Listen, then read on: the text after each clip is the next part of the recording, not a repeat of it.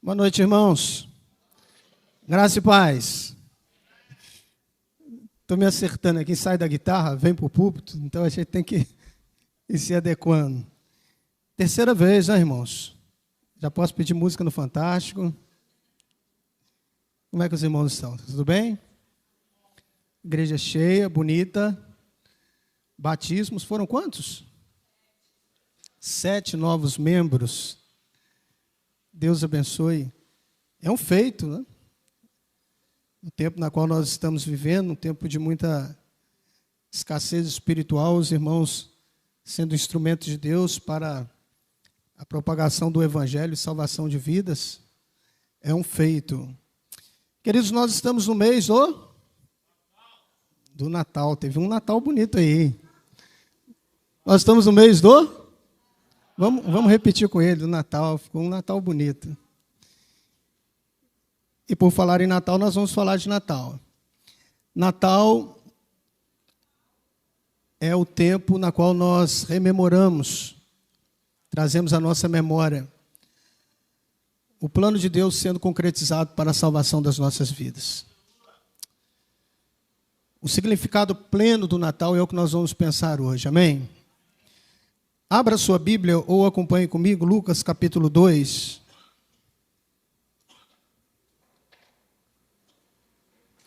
Lucas capítulo 2.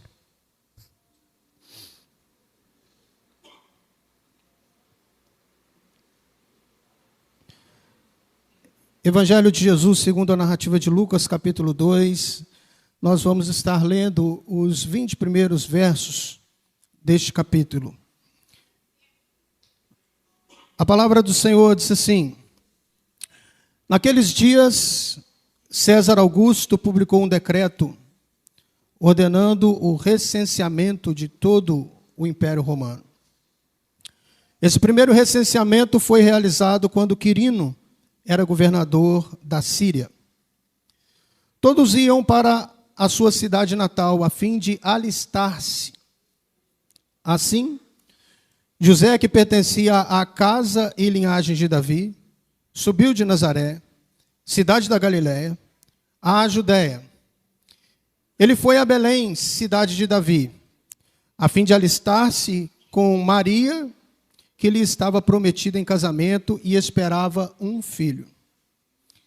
Enquanto estava lá, chegou o tempo de nascer o bebê, e ela deu à luz ao seu primogênito.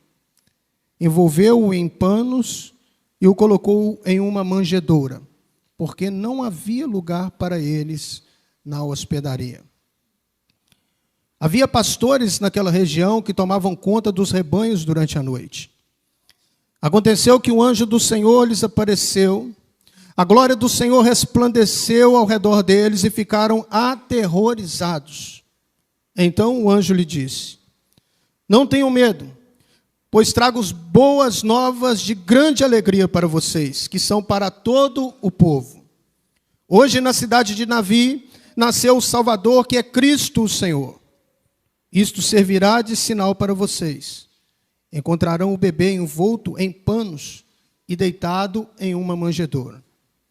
De repente, uma grande multidão do exército celestial apareceu com o anjo, louvando a Deus e dizendo: glória a Deus nas alturas e paz na terra aos homens aos quais Ele concede o seu favor. Quando os anjos os deixaram e foram para os céus, os pastores disseram uns aos outros: vamos agora a Belém e vejamos isso que aconteceu e que o Senhor nos deu a conhecer.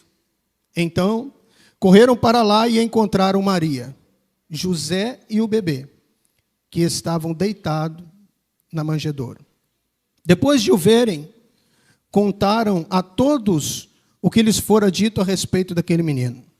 E todos os que ouviram o que os pastores diziam ficaram admirados.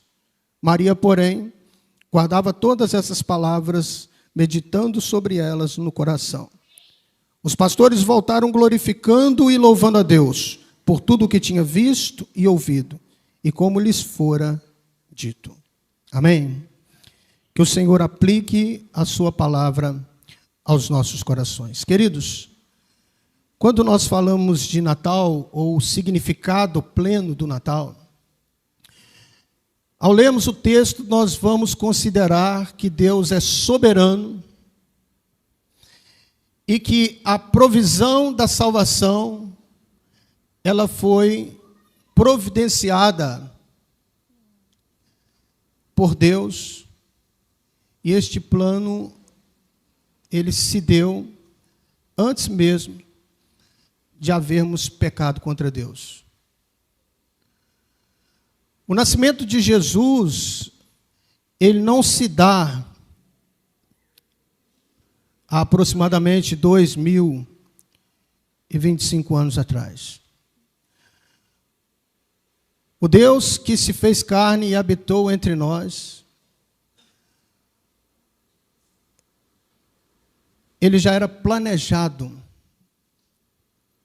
no plano eterno de Deus para a salvação daqueles que creriam, naquele que Deus enviou para a nossa salvação. Ele culminou, ele teve o clímax no nascimento de Jesus.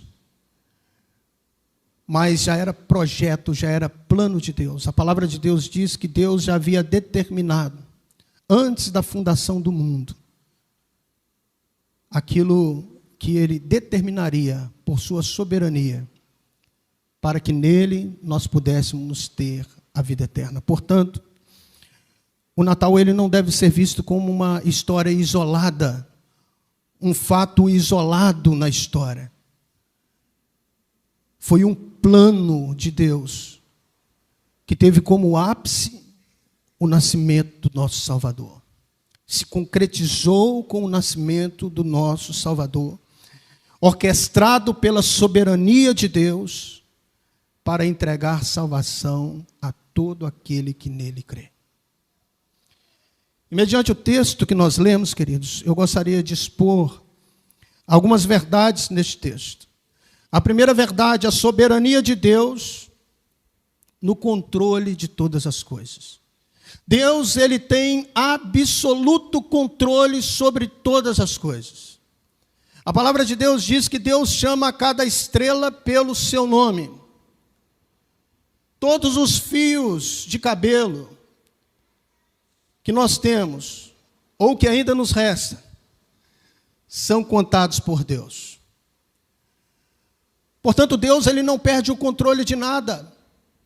E quando nós lemos o texto, queridos, nós vamos perceber que o decreto de César, ele na verdade era uma providência divina.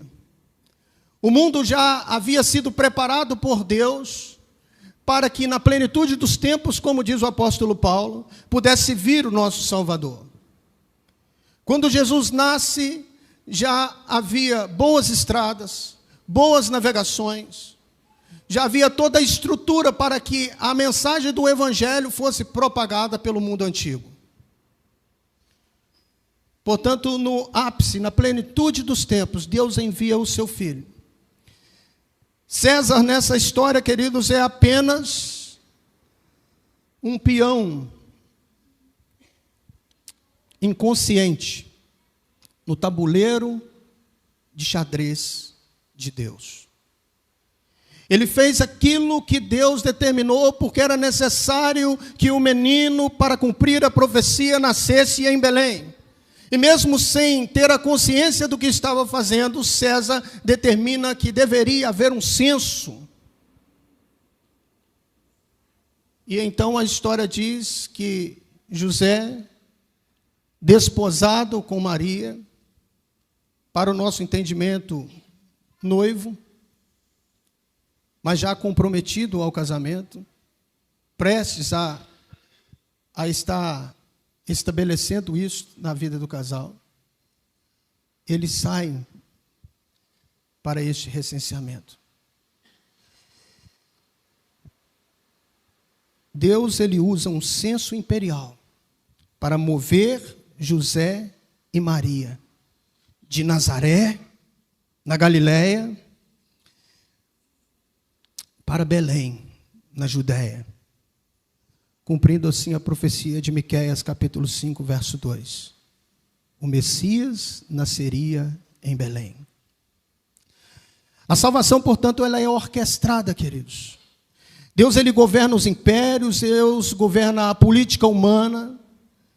Deus, ele governa todos e todos para que os seus propósitos divinos sejam concretizados. Deus, ele é soberano sobre a história. E naquele momento, estava se cumprindo ali o plano eterno de Deus, que traria paz para os nossos corações. A palavra do Senhor diz nos versículos 1, 2, 3, que naqueles dias César Augusto publicou um decreto ordenando o recenseamento de todo o Império Romano. Esse primeiro recenseamento foi realizado quando Quirino era governador da Síria. E todos iam para a sua cidade natal, a fim de alistar-se. O texto continua, queridos, e nós vamos perceber aqui a obediência de José e Maria. A palavra do Senhor diz, dos versos 4 a 7, assim José, que pertencia à casa e linhagem de Davi, subiu de Nazaré, cidade da Galileia, à Judéia. Ele foi a Belém, cidade de Davi, a fim de alistar-se com Maria, que lhe estava prometida em casamento e esperava um filho. Enquanto estava lá, chegou o tempo de nascer o bebê. E ele deu à luz o seu primogênito, envolveu-o em panos e o colocou em uma manjedoura, porque não havia lugar para eles na hospedaria. José e Maria, eles viajam por obediência à lei e à promessa. Eles eram conhecedores da lei, da promessa. Maria já estava consciente de quem estava carregando no ventre, e por obediência, eles vão a destino de Belém. A salvação, queridos, ela é humana. Ela é divina porque é providência de Deus. Mas ela é humana porque Deus se fez homem, o Emanuel, o Deus conosco. Jesus, ele se humilhou a ponto de se tornar uma figura humana. O Deus que criou todas as coisas, o Deus que sustenta todas as coisas, agora se humilha para se tornar como um de nós, para que nele e através dele nós pudéssemos ser representados nele diante de Deus. Jesus, ele só poderia nos salvar se ele se tornasse homem, se o Verbo encarnasse, porque nós pecamos e transgredimos as leis de Deus. O pecado, ele entra pela porta da desobediência quando Adão peca contra Deus. E agora este mesmo pecado precisa sair pela porta na qual ele entrou, mas ao inverso, pela obediência de um homem. Portanto, era necessário que Jesus se tornasse homem para que ele pudesse nos representar legitimamente diante de Deus, levar sobre si os nossos pecados. E a palavra diz que sobre ele recaíram os nossos pecados e as nossas culpas. Se o primeiro Adão errou, o segundo Adão, como diz o apóstolo Paulo, ele é a propiciação pelos nossos pecados. E não somente pelos nossos, mas pelo mundo todo. Portanto, queridos, a providência de Deus, a salvação, ela é humana porque Jesus veio através de uma família humana, em circunstâncias reais, difíceis. Uma longa viagem, com uma mulher grávida, certamente ao lombo de um jumento ou de um outro animal. Mas o menino nasceu. Concretizou-se assim o plano eterno de Deus para a salvação de toda a humanidade. Gálatas capítulo 4 vai dizer que na plenitude dos tempos, Deus enviou o seu Filho. Deus, ele não faz nada fora do tempo. Jesus veio no tempo certo para que nós pudéssemos ter a esperança da vida eterna nele. Terceiro, queridos, o que nós percebemos neste texto, verso 7? E ela deu à luz o seu primogênito, envolveu-o em panos e o colocou em uma manjedoura, porque não havia lugar para eles na hospedaria. O contraste da manjedoura. Rei geralmente nasce em palácio. Rei geralmente nasce em berço de ouro. O nascimento de Jesus, queridos, é uma prova de que Deus queria se comunicar com os homens de uma forma diferente. O mundo antigo estava acostumado que os reis, eles deveriam nascer nos melhores lugares. Mas o rei dos reis nasceu numa manjedoura. Em um lugar onde se dá comida para bicho. Para nos mostrar que a salvação, ela é acessível a todos. Que Deus ama a todos. E que Deus amou o mundo de tal maneira que deu o seu Filho. E quando Deus deu o seu Filho, Deus fez com que este Filho nascesse, talvez num dos piores lugares que uma mãe poderia escolher para que seu filho nascesse. Eu tenho duas. Minhas duas filhas nasceram no hospital, sendo acompanhadas por médicos, enfermeiros, tendo toda a assistência. Mas o nosso Senhor não. Nosso Senhor já começa o seu ministério ou a sua vida terrena de uma forma humilhante, difícil. Foi-lhe dado a manjedoura, porque não havia lugar para ele na hospedaria. O Rei da Glória, o Salvador, nasce sem pompa, em um lugar para animais. A salvação, portanto, ela é acessível. O Salvador não estava num palácio inacessível.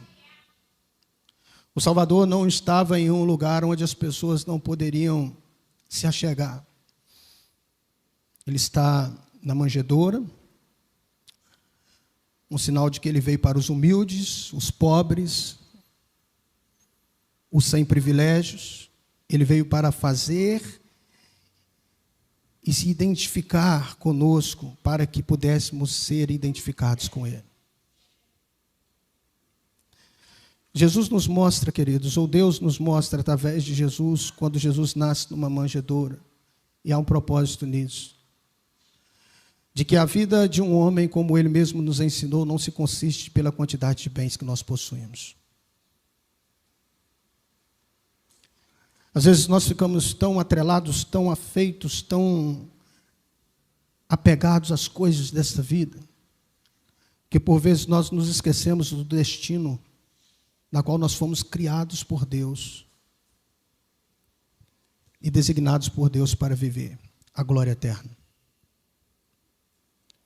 Há uma canção antiga que diz que passarinhos, belas flores querem nos encantar, são vãos terrestres, esplendores, eu já quero ir para o meu lar. Em nenhum momento do ministério de Jesus, queridos, nós vamos ver Jesus tendo alguma regalia ou algo que pudesse ser virtuoso para o mundo na qual nós estamos vivendo. A palavra de Deus diz que não havia em Jesus sequer beleza e nem formosura a ponto de nós sermos atraídos por isso. Do início ao fim, a vida de Jesus foi uma vida de humildade, de serviço, de prontidão, de entrega, de renúncia pelo próximo, para cumprir e determinar aquilo que o Pai havia designado através da sua vida. Portanto, queridos, se nós nos identificamos com Cristo, se nós queremos ser parecidos com Cristo, o tipo de vida que nós devemos viver é um tipo de vida comedido, e aqui eu não estou fazendo alusão ou apologia à pobreza, não é isso que eu estou dizendo. Eu estou dizendo, queridos, que a nossa vida deve ser pautada na verdade de Deus, naquilo que Deus determinou para as nossas vidas, com muito ou com pouco. Nós não podemos viver por meio das consequências, nós vivemos por fé, porque o justo vive pela fé. É pela fé que nós vivemos. Precisamos entender, queridos, que tudo aqui vai passar. Mas aquele que permanecer até o fim, esse será salvo. Os encantos deste mundo têm desvirtuado muitas pessoas do caminho. Tem iludido muitas pessoas, tem cegado muitas pessoas. E Jesus nos mostrou que a proposta é diferente. Deus poderia ter feito com que Jesus nascesse em um palácio. Deus poderia ter feito com que a glória de Jesus fosse resplandecente desde o seu nascimento, mas não foi assim. Porque há um propósito nisso. A vida de um ser humano não se consiste pela quantidade de bens que ele tem. Eu entendo algo interessante, queridos, e eu trago isso para a minha vida.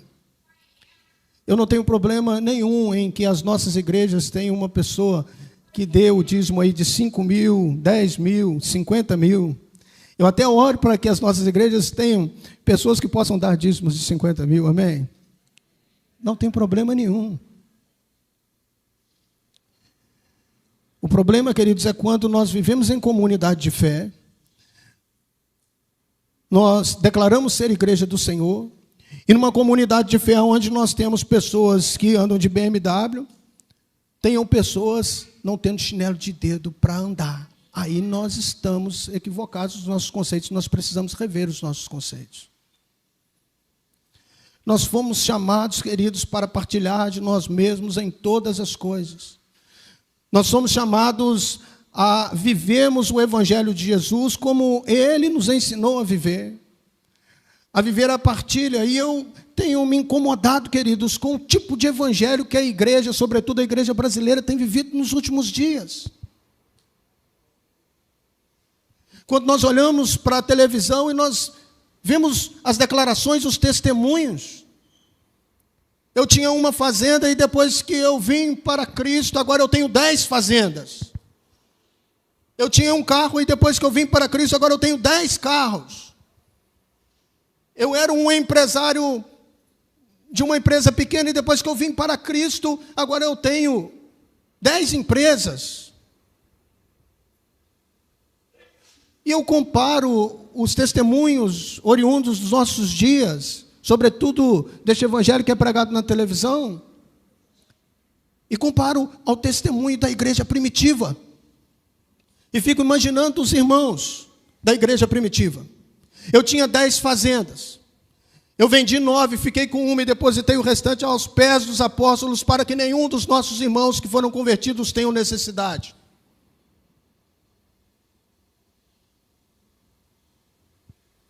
Eu tinha uma vida tranquila, uma vida pacata. Mas depois que eu aceitei a Cristo, eu passei a ser perseguido pelos da minha própria casa.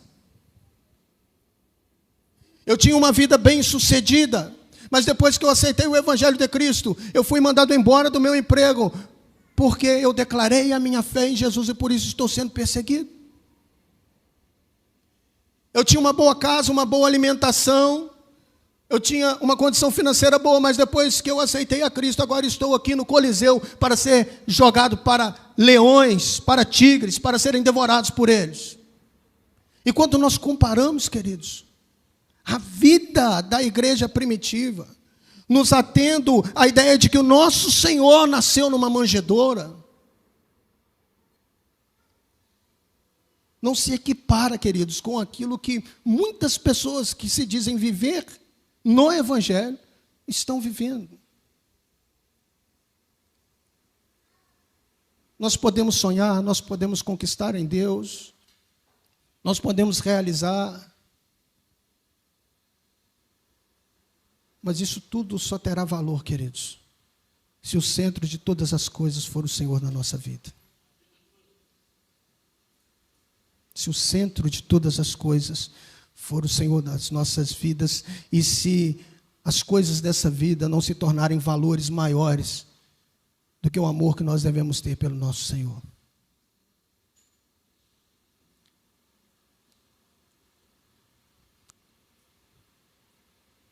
A palavra nos diz que houve um anúncio. O nascimento de Jesus foi anunciado para um público inesperado. Verso 8, a palavra do Senhor diz assim: haviam pastores naquela região que tomavam conta dos seus rebanhos durante a noite. Aconteceu que um anjo do Senhor lhes apareceu. A glória do Senhor resplandeceu ao redor deles e ficaram aterrorizados, com medo. Talvez eu também ficaria. Então o anjo lhe disse: não tenham medo, pois trago boas novas de grande alegria para vocês, que são para todo o povo. Os pastores eram considerados marginais. Era uma profissão desqualificada, de classe baixa, de pessoas indignas, pela sociedade no caso. Deus inverte a ordem.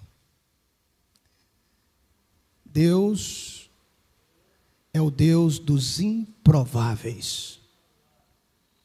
Davi não era o provável. Os pastores não eram os prováveis, mas foram os primeiros a receber a notícia de um anjo, que o Salvador de todo mundo havia nascido. A sua primeira audiência para a salvação, no caso, Deus, foram os humildes. Mais uma prova de que Deus inverte toda a lógica humana, queridos. A salvação, portanto, ela inclui as pessoas. O apóstolo Paulo vai dizer que agora não há judeu, não há gentil, não há pardos, não há medos. Todos que se achegam a Deus se tornam propriedade exclusiva de Deus por meio da salvação em Cristo Jesus.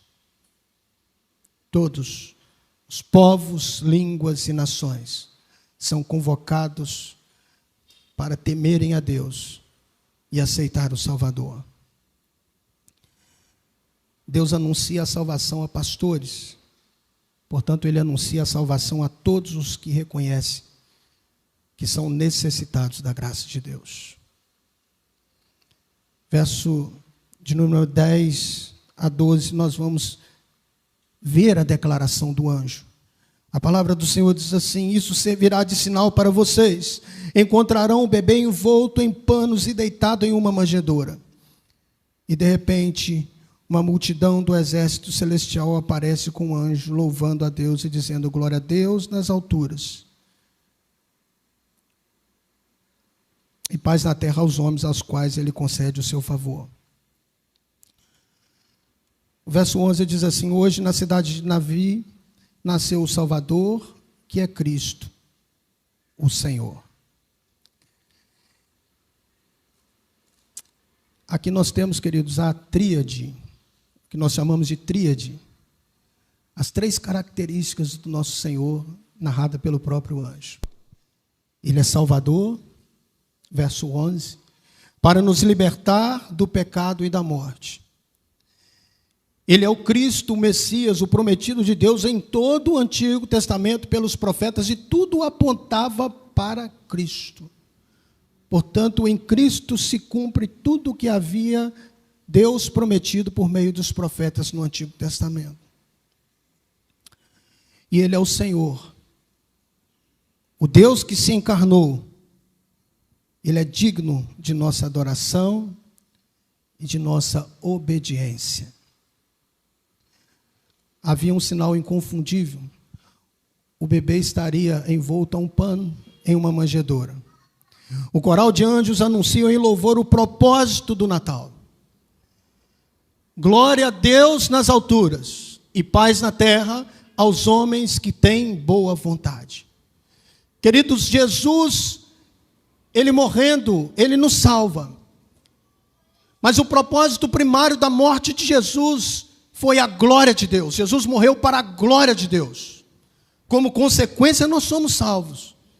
Mas quando Jesus morre, é Deus que é glorificado. É uma lógica estranha. Deus ser glorificado na morte. Mas Jesus morre para a glória de Deus. Tudo o que Jesus fez foi para a glória de Deus. Pastor, Ele morreu para nos salvar, sim. Mas a princípio, Jesus morreu para a glória de Deus. E como consequência, nós somos salvos pela sua morte vicária. Glória a Deus nas alturas. E paz na terra aos homens que têm boa vontade. Paz por quê? Paz com Deus, porque nós éramos inimigos de Deus. Nós éramos, inimigos da cruz de Cristo. Nós estávamos degenerados, distantes de Deus pelos nossos pecados, afastados de Deus. Mas em Cristo, Deus nos reconciliou com Ele mesmo, dentro do seu projeto e do seu plano eterno. Hoje nós temos paz com Deus. Hoje nós podemos, como diz o apóstolo Paulo, dizer, Abba, Pai. Nós temos um Pai celestial. Antes inimigos, agora amigos. Antes distantes, agora perto. Antes sem providência e sem Deus neste mundo, agora providenciados por Deus através do Filho.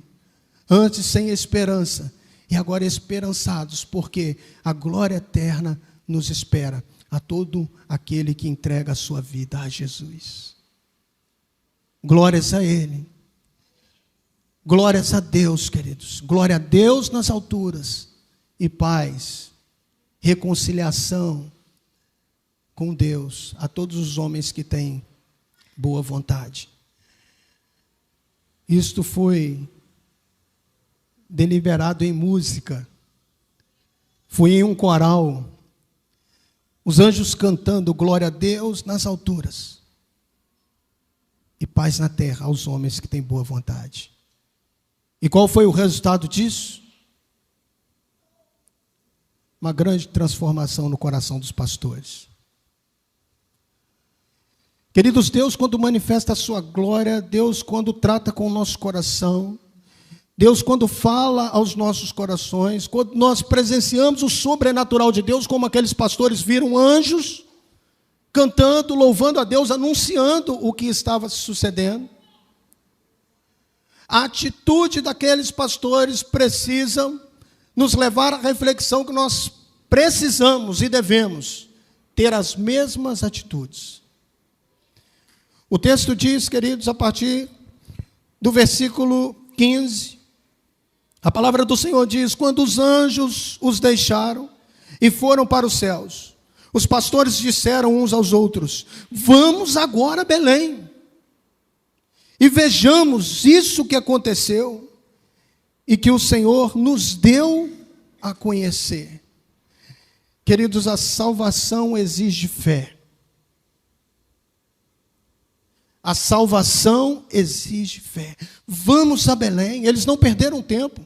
Eles ouviram a mensagem, eles entenderam a mensagem, eles assimilaram a mensagem e agora eles estavam cheios de fé. Coração cheio de desejo de conhecer aquilo que eles haviam presenciado e que ouviram sendo anunciado. Vamos a Belém. A fé genuína, queridos, ela não é passiva. A fé genuína, e na primeira vez que aqui eu estive dizendo, ela nos leva a uma atitude. Fé que não nos leva a tomarmos uma decisão não é fé. É apenas uma convicção vazia. A fé, ela nos leva, ou a fé genuína, ela nos leva a tomar uma atitude diante de Deus. Vou citar os mesmos exemplos que eu citei quando eu estive aqui pela primeira vez. Pastor, eu creio que a oração do justo pode ir muito em seus efeitos, mas se você não ora, você não crê.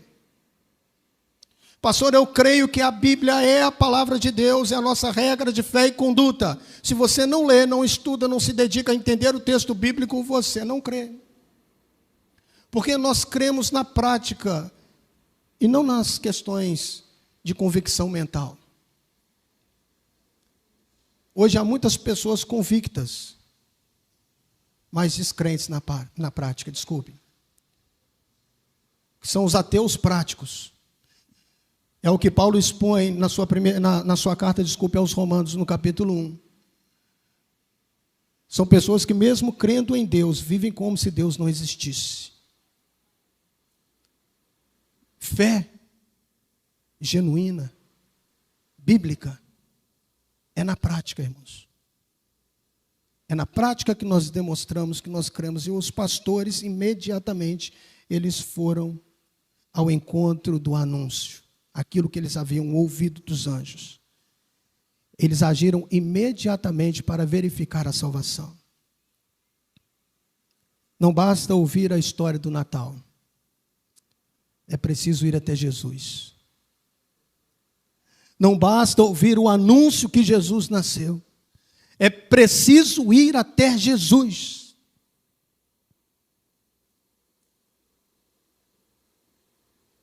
Nós sabemos que Jesus nasceu.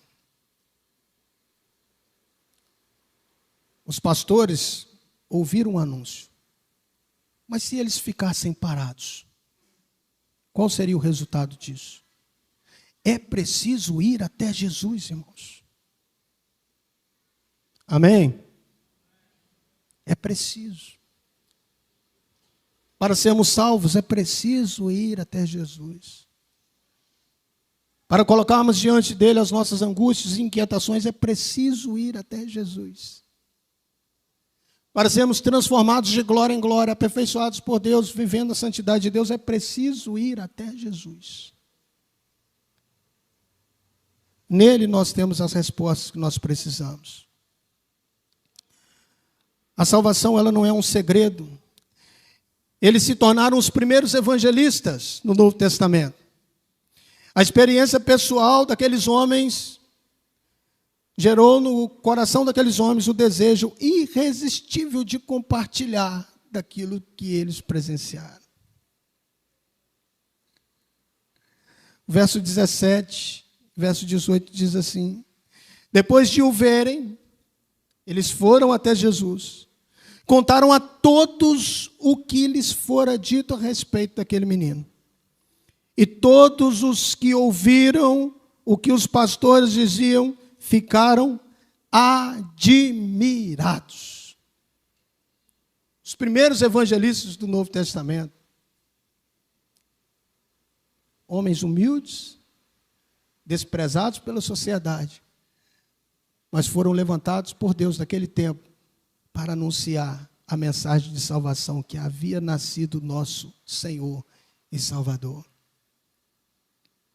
Portanto, queridos, precisamos ir até Jesus, como aqueles homens fizeram, mas precisamos proclamar a mensagem. Natal é tempo de nós proclamarmos que Ele nasceu e que Ele vive para todos sempre. Verso 19 e 20 nos diz que Maria guardava tudo em seu coração e meditava em todas as coisas que ela estava presenciando. Os pastores voltaram glorificando e louvando a Deus por tudo que tinham ouvido e visto, como lhes havia sido anunciado. A salvação culmina em adoração. Adoração não é música. Nós usamos a música para adorar, amém? Adoração é vida. É vida rendida ao Salvador. É vida rendida a Jesus. É interessante que nós temos um contraste nesse texto. Quando o anjo aparece aos pastores, o que havia? Medo, temor, receio. Eles recebem a anunciação, eles presenciam o menino nascido, e agora a palavra diz que eles saem louvando a Deus. A salvação, ela gera nos nossos corações vida de adorador. Nós passamos a viver uma vida de adoração àquele que nos amou e se entregou por nós. Eu gostaria de concluir, queridos, com algumas breves aplicações mediante tudo que nós ouvimos. O decreto de César forçou José e Maria a irem para Belém em cumprimento da vontade de Deus.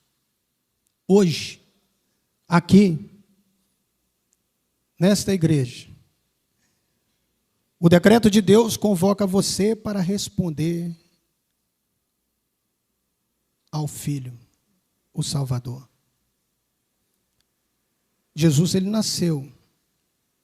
Jesus, ele viveu, morreu, se entregando por nós. O sacrifício foi aceito pelo nosso Pai. A prova disso é que ele ressuscitou a Cristo dentre os mortos depois de 3 dias. Ficou durante 40 dias com os discípulos aqui na terra, ainda dando algumas instruções, e depois subiu aos céus para estar sentado à destra de Deus o Pai. Qual é a resposta do nosso coração mediante a tudo que Jesus fez por nós?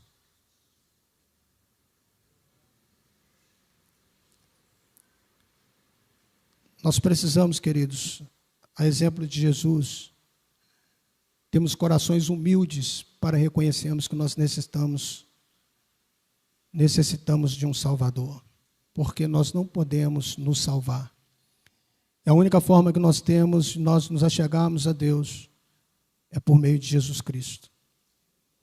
A palavra nos diz que não há outro mediador entre Deus e os homens a não ser o nosso Senhor e Salvador Jesus Cristo. Ele é o único mediador entre Deus e os homens. E eu gostaria de fazer apenas 2 breves perguntas sobre tudo que nós ouvimos e refletimos neste texto. Tudo que Deus nos expôs através deste texto, entendendo a palavra de Deus. Jesus, historicamente, ele nasceu. Nós sabemos disso. Nós até estudamos isso nos nossos livros de história. A Bíblia nos narra isso. É um fato, Jesus nasceu. O Salvador veio ao mundo. Mas a pergunta é: em seu coração ele nasceu?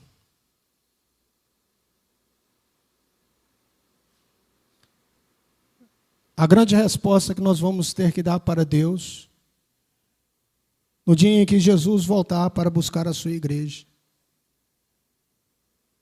é se ele nasceu no nosso coração. Para ouvir: vinde benditos do meu Pai, entrai para o gozo eterno. É necessário passar por Jesus, porque somente Ele tem poder para nos salvar.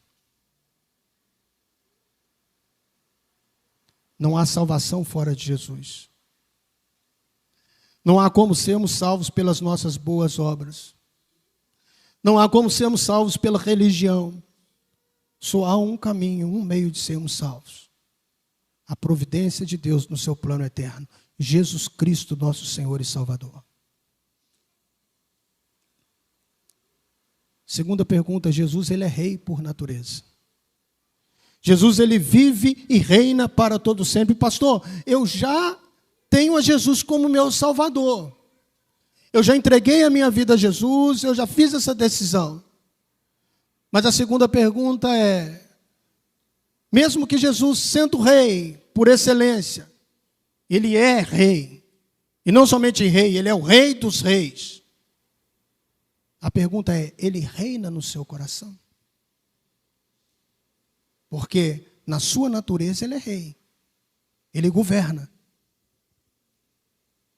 Mas Deus não arromba corações. Deus, ele nos abre os olhos para que através da nossa decisão nós possamos declarar Jesus como rei, não somente por excelência, que de fato ele é, mas o rei dos nossos corações. Quem está sentado no trono do seu coração? Jesus ou você mesmo?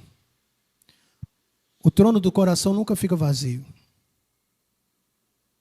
O rei nasceu na história, mas o rei deseja se assentar no trono do seu coração.